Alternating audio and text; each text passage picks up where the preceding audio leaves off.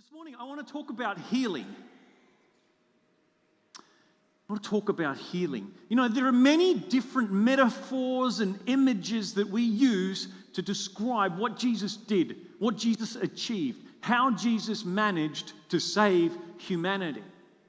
In some of the songs that we sing, we speak of this ransom, as though there is this ransom that is paid and humanity is saved as a result of the ransom paid. Sometimes the songs we sing talk about a debt that needs to be paid, and Jesus comes and he pays that debt and we're now all good. Sometimes it speaks of a victory over evil and darkness. And I did notice, I think in one of those songs, they had a number of those metaphors all in the one song, which is a bit confusing because you shouldn't mix your metaphors, I'm told. I'm sure I was told that in preaching class. Don't mix your metaphors. For me, I like to think about Jesus Christ as the healer, as what Jesus achieved on the cross was about healing. See, from the first day after the resurrection, people started to wonder what it all meant, what had happened. Even before they understood the resurrection had occurred.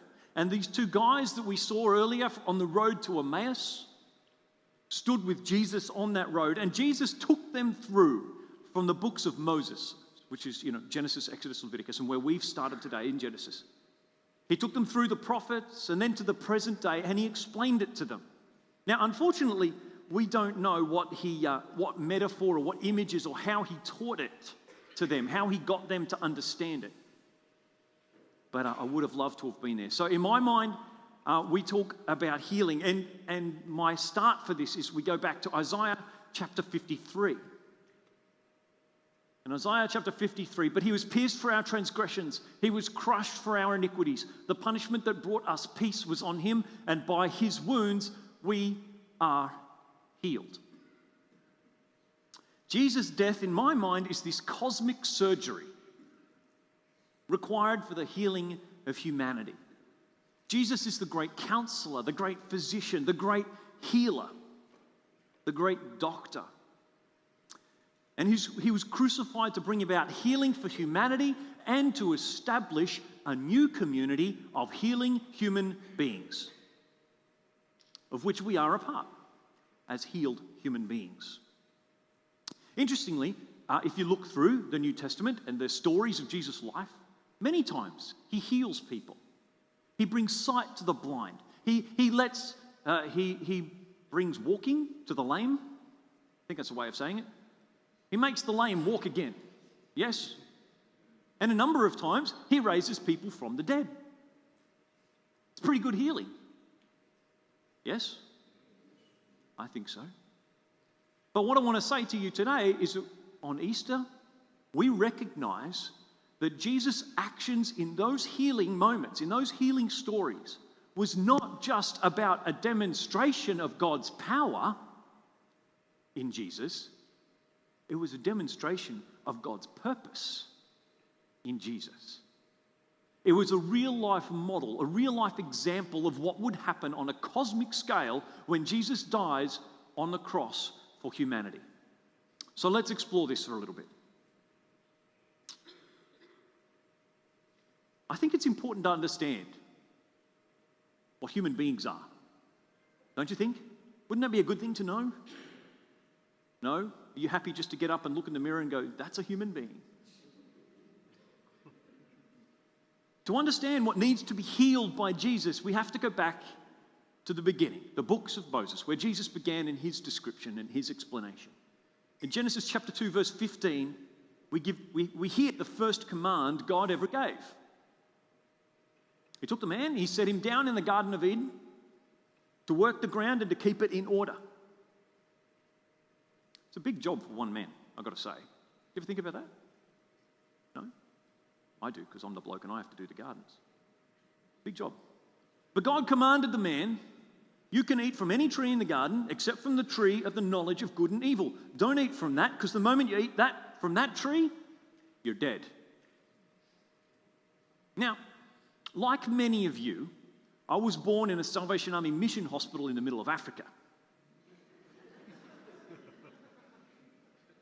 Okay, so maybe you weren't.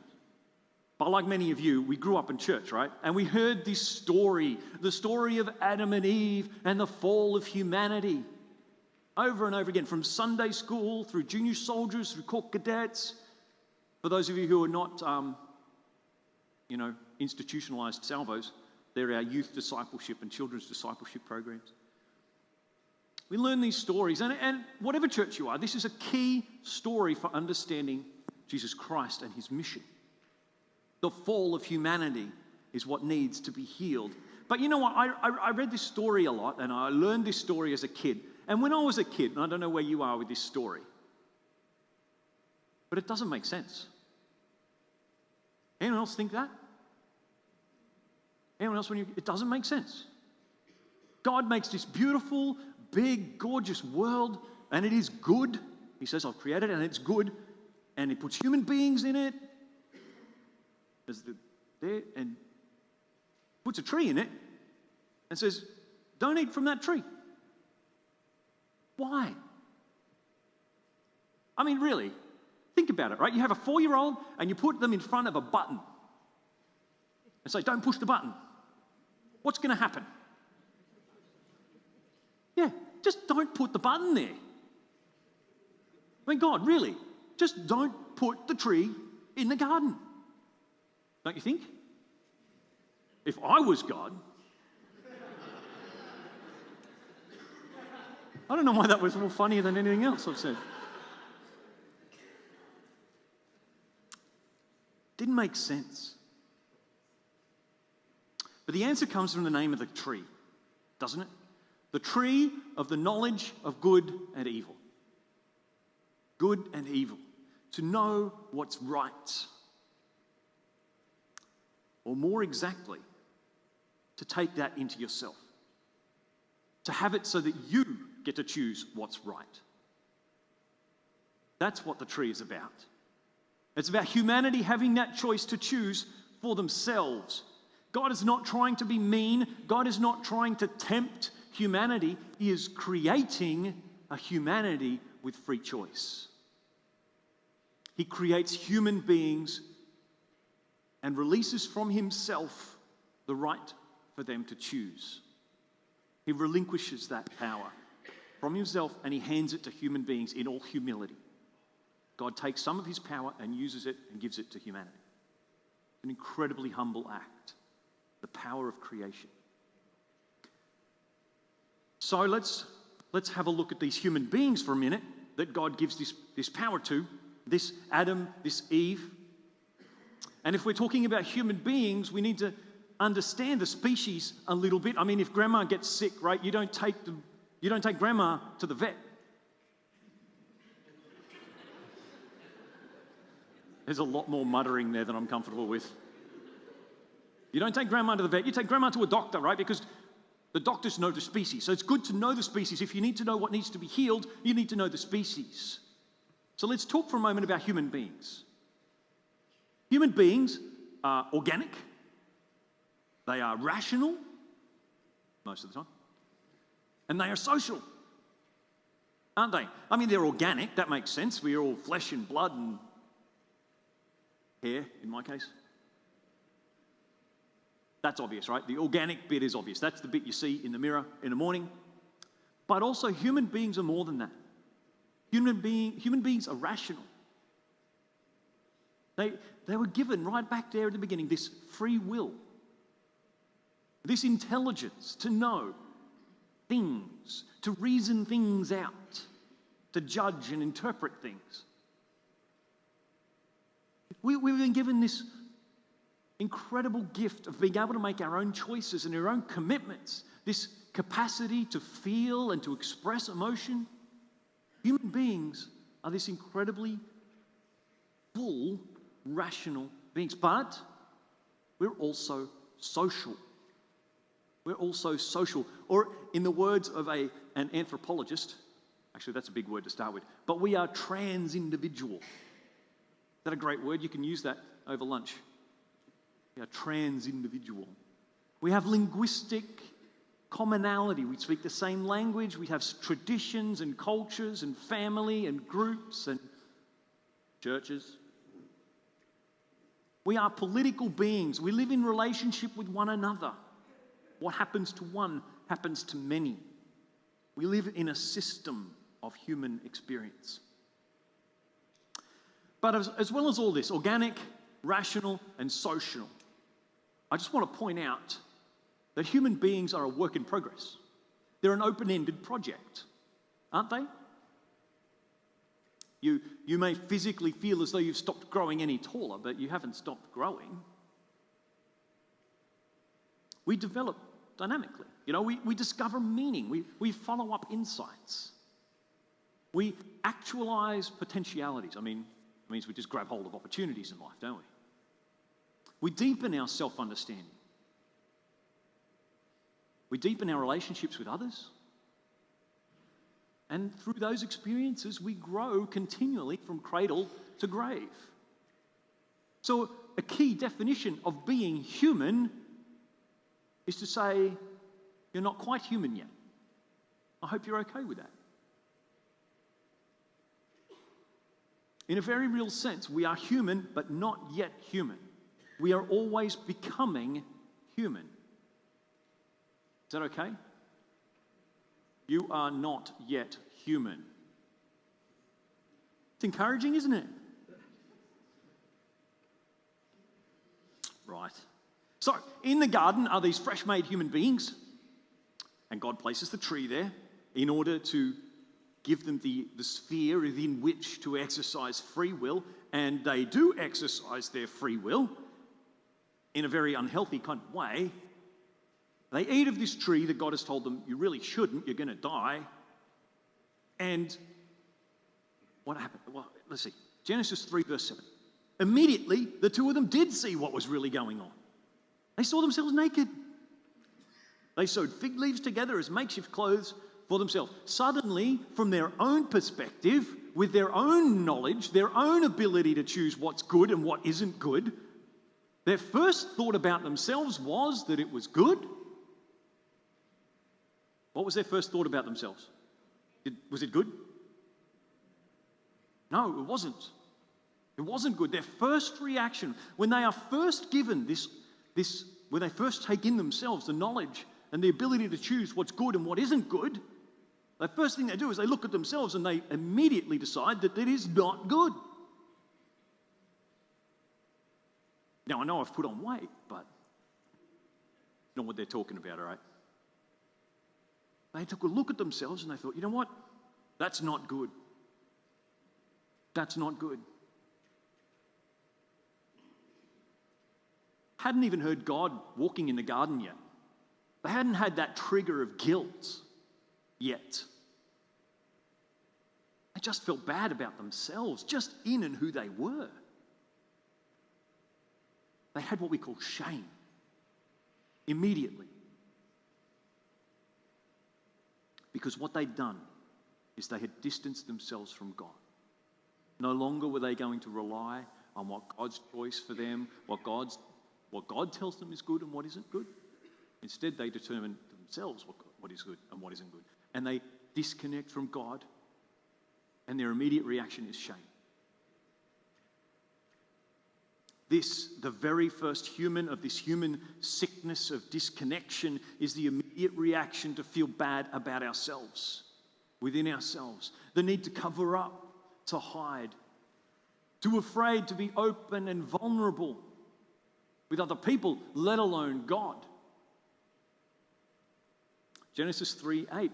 When they heard the sound of God strolling in the garden in the evening breeze, the man and his wife hid in the trees of the garden. They hid from God. See, this shame, this immediate looking at ourselves and saying it's not good results in shame, which results in sin, which is that disconnection and separation from God. Immediate reaction, separate myself from God. I'm not good. They figure out they've done the wrong thing, and they separate themselves from God. This sin separating from God, this disease has become such a part of humanity over millennia and millennia that we don't know how much we suffer from it as a people. or as individuals, we can have no real clue of what millennia of this disease has ingrained in us. Shame, fear, self-esteem issues, addiction problems, unforgiveness, temper, pain, all of it stems from the disease of separation. This inherited condition. Ancient people used to think it was genetic, like your hair color, your eye color. So I don't think that's true. But nevertheless, it is incredibly hereditary. From the first humans on the planet to the smallest baby born today, there is this tendency to go our own way.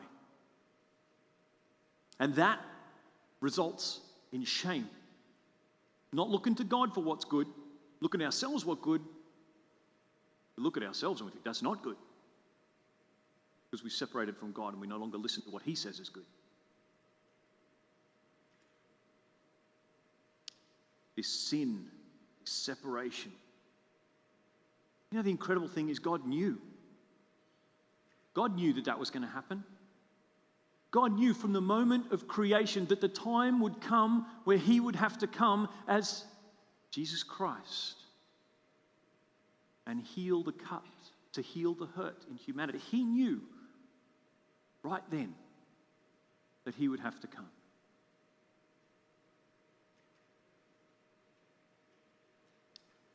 God would have to step across the chasm between heaven and earth, opened up by humanity's choice.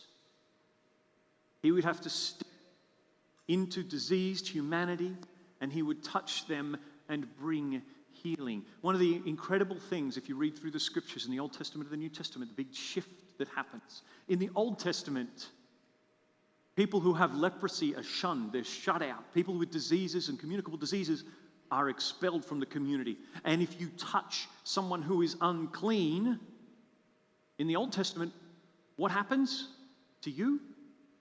You know, if you touch someone who is unclean, you become unclean. The power of Jesus is when He touches the unclean, they become clean. See the power of Jesus in that healing? That's incredible. So it doesn't matter how unclean you think you are, Jesus' touch, you become clean. With Jesus' touch on the world through His death on the cross, you become clean. The Word became flesh and made His dwelling among us. We have seen His glory, the glory of the one and only Son, who came from the Father, full of grace and truth. So we see the helpless state of humanity in its hereditary disease of separation from God, its shame, its fear, its lostness as it goes its own way. And you know, ever since that day in the Garden of Eden,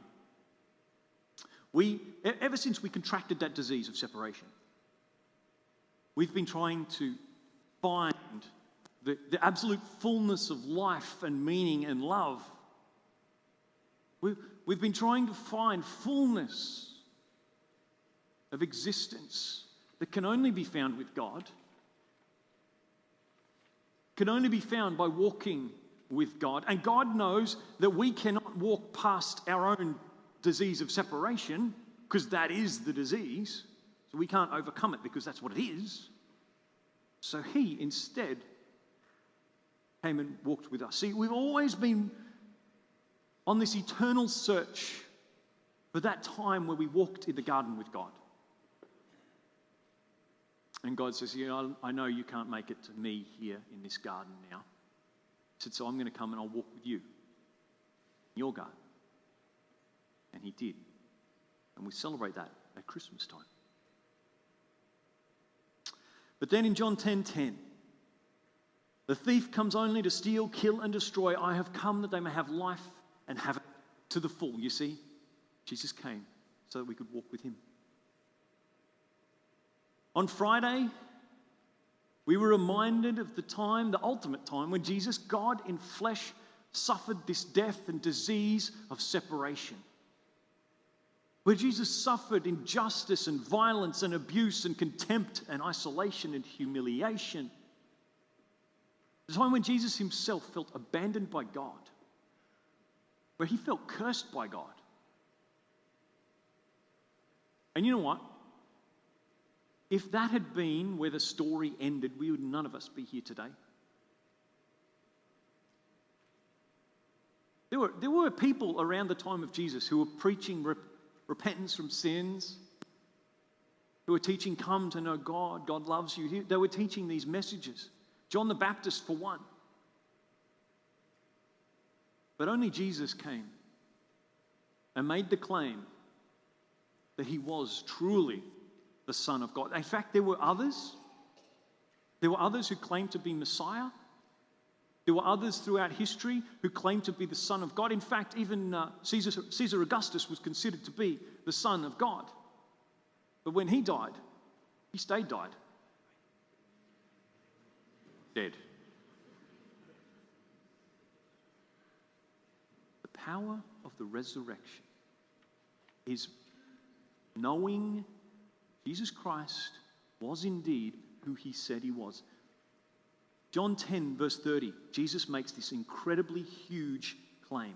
I and the Father are one. That is incredible. And if the story had ended on Friday, if there had been no resurrection, Jesus would have been another footnote in a history book, another crazy who claimed to be the Son of God, another crazy who claimed to be the same as God. But Friday is not where it ended. Friday was not the end. 3 days later, he arose. He arose. It wasn't a ghostly appearance. It wasn't a mere apparition. It was fundamental. Risen from the dead. Sure, he had a body that's pretty good, better than mine. Disappear at will. Appear in locked rooms. But he still needed to eat. He still got hungry times. It's a new body.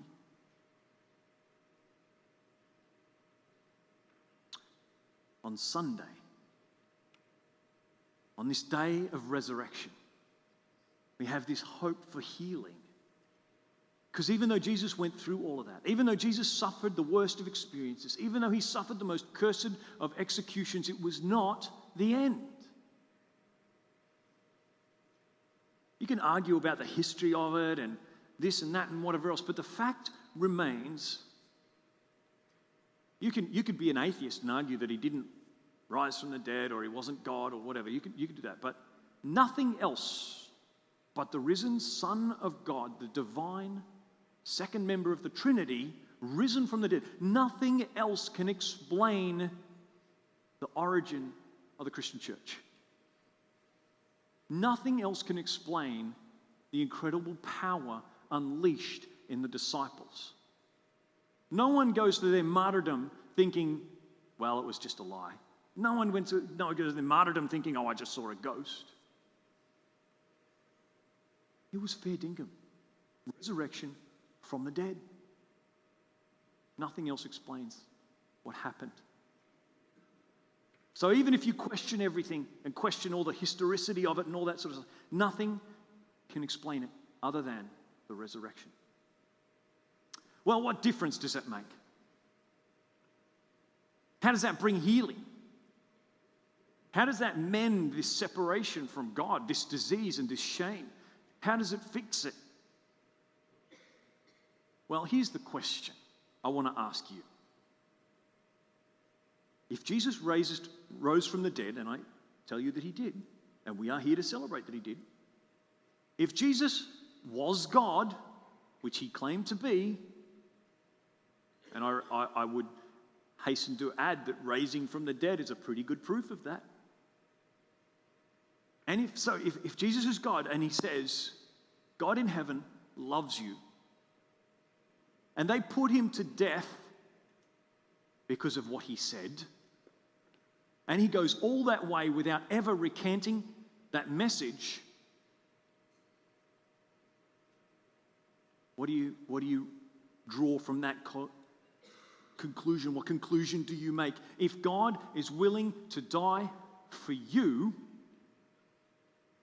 when you next take a good hard look at yourself, you need to look a bit different, don't you?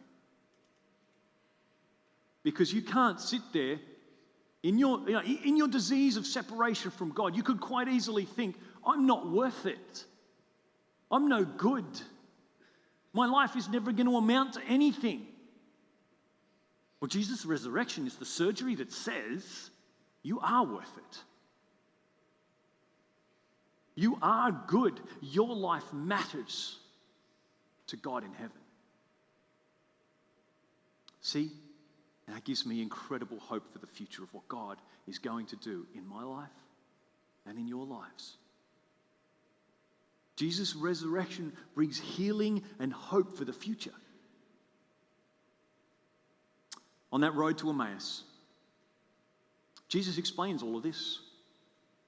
As I said, I wish I knew what images and metaphor he used to teach this and to explain it from the books of Moses through the prophets to the present day.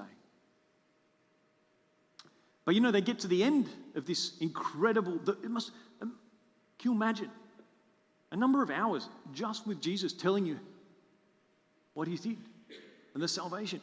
That would have been the most incredible tutorial on the planet, ever. I would have loved to have been there.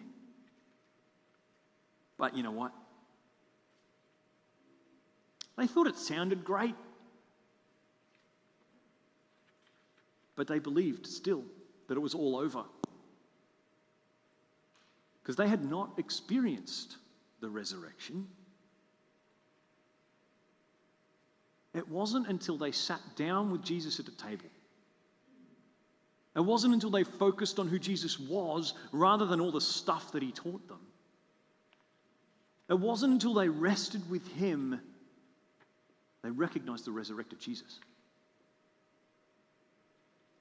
And they suddenly saw that his death was not the end. It wasn't the final part of a story.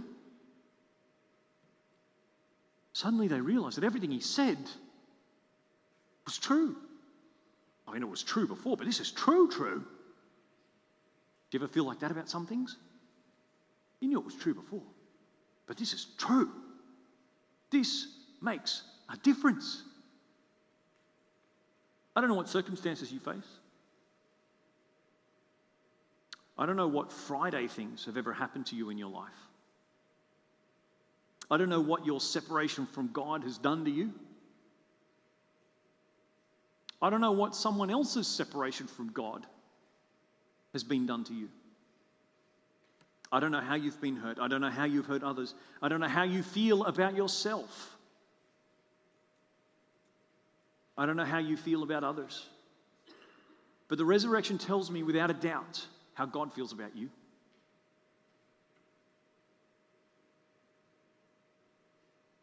Deep down, take a good hard look at yourself because God loves it.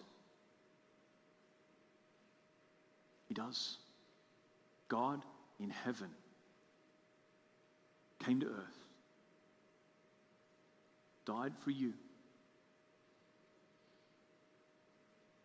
rose from the dead, proving all that he'd done and said for you. You are worth it. You are more valuable to God than you could possibly realize.